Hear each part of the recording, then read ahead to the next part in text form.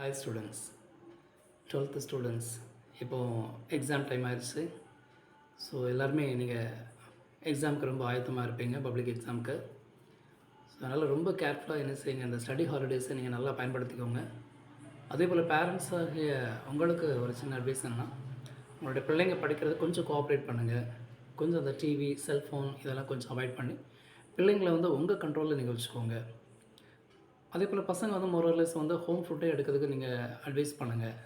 ஏன்னா out side food எல்லாம் வேண்டாம். அதனால் உங்களுக்கு வந்து எக்ஸாம் எழுத முடியாத ஒரு சுச்சுவேஷன் வந்துடக்கூடாது.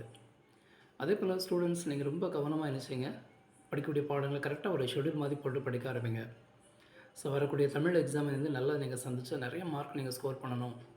ஸோ எதிர்காலத்தில் ஒரு நல்ல ஃப்யூச்சரில் நீங்கள் போகணும், நிறைய மார்க் ஸ்கோர் பண்ணணும். ஸோ அதை தான் உங்களுடைய எய்மை வச்சு என்ன செய்யுங்க, நல்லா ஹார்ட் ஒர்க் பண்ணி படிங்க. அதேபோல் உங்களுடைய குரூப் ஸ்டடி அப்படின்னு சொல்லிட்டு என்ன செய்யாதீங்க, வெளியில் அந்த மாதிரி போய் குரூப் ஸ்டடி போகிறோம் அப்படின்னு சொல்லிட்டு உங்களோட மைண்டெலாம் டோட்டலாக டிவைட் ஆகி டோட்டலாக கொலாப்ஸ் ஆகிடும். அதனால் மேக்ஸிமம் ஹோம்லேருந்து நீங்கள் படிக்கிறது தான் இஸ் த பெஸ்ட்டு. அதே போல் எக்ஸாமுக்கு ப்ரிப்பேர் ஆகும்போது உங்களுக்கு என்னென்ன ரெக்யர்மெண்ட்ஸ் தேவை எல்லாமே பிஃபோர் தேட் அதெல்லாம் எடுத்து வச்சுட்டு என்ன செய்யுங்க, நீங்கள் ஒர்க் அவுட் பண்ணுங்கள்.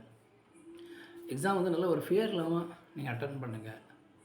ஸோ அதுவே உங்களுக்கு பெஸ்ட்டாக இருக்கும். அதே போல் நல்ல போதுமான அளவு நல்ல வாட்டர் ட்ரிங்க் பண்ணிக்கோங்க. ஏன்னா வாட்டர் ஸ்கேர்சிட்டினா நமக்கு நிறைய இல்னஸ் வரலாம். ஸோ ஹெல்த்தியஸ்ட்டு ஃபுட்டு சாப்பிடுங்க. எடுக்கக்கூடிய எல்லா நியூட்ரிஷன்ஸும் ஹெல்த்தியாக ப்ராப்பர் எடுங்க.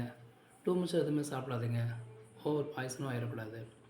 ஸோ நீங்கள் எழுதக்கூடிய எல்லா எக்ஸாமும் பெஸ்ட்டாக எழுதணும்.